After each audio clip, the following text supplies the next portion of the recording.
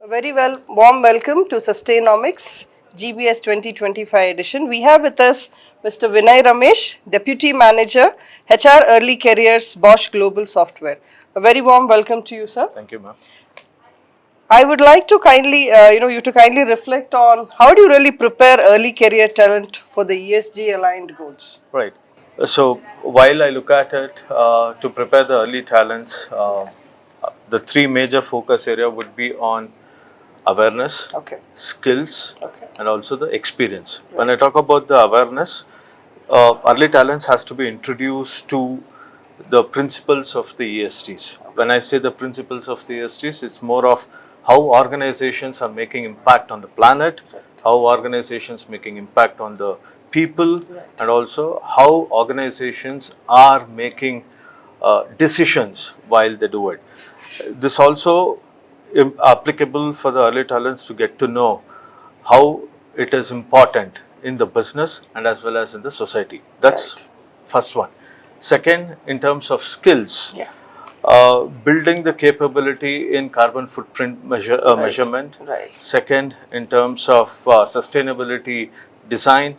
Third would be in terms of how the ESG data protecting happening, and also the fourth would be more on uh, the measurements of Right. all these parameters. Right.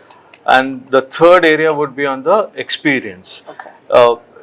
For us, while early talents has to get the experience, they have to get introduced to the life projects Right. or the capstone projects or the volunteering program by the leaders who are driving the sustainability.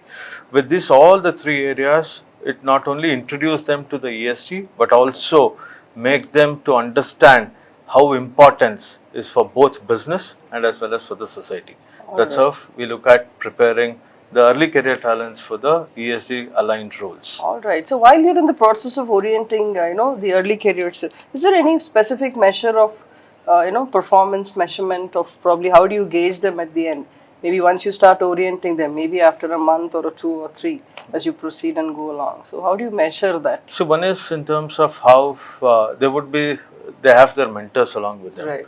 Right. We look at the overall performance of their, while we provide them the internship opportunity, we look at their experience, how the data has been driven, Okay. and how technically they are sound in terms of it. That's how the overall assessments would be done for the early talents. Right, right.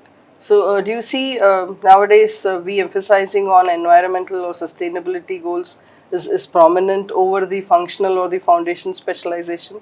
Which one do you think probably needs much more emphasis now? No. Is it building on the foundational skill sets? Foundation is utmost important. Yes. So now they need to understand the core values where they're coming from and how they need to impact the overall ecosystem of the organization. That basic fundamental has to be very strong. Absolutely, sir. Wonderful. And as we extend, sir, what initiatives support the sustainability, in engineering education?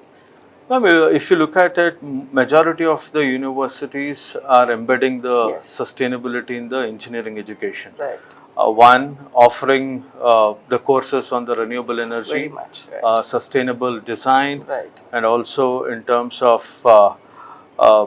the impact which they are creating on more of EV which is coming in. Yes, yes. Second, enablement of capstone projects. That is very important, which is in alignment to the UN, sustainability goals Right. for the 2030. Sure. That's the second area. The third would be more focused towards in terms of enablement in terms of doing their internship on the topics like green tech, Yes. Electric vehicles. Right. These are the major three impacts. And more often, these students have their own college where they can implement, innovate, and also they can look at waste management. Right. They can lead the energy audits, which also lead. All this creates, if it happens in the education itself, when they come out for the, they would be ready as a workforce, and they can do the innovation and also bring in the sustainability towards the organization. Maybe reducing the carbon emission, perhaps. Yes. Rainwater harvesting. Rainwater harvesting, clean waters. Yeah. And also, the more important thing is also they would understand how diversify they need to be. Diversity, equity, and inclusion. Right, They come in. right, the social well-being, the employee well-being. They would understand from all these programs. Very true. Well, while I see this trend already pretty much emerging in most of the engineering or the technology-driven courses as well as the management courses, how do you think we can really get students to practically apply this much before they step out of the campus?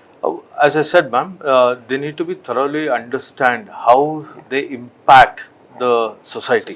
That's the major thing which they need to understand, and also how the shift, the transition is happening from transition is happening to the EV. That the basic understand the concepts, and also what while we speak to many engineering colleges, the very first thing which we call out is allow them to do the capstone projects.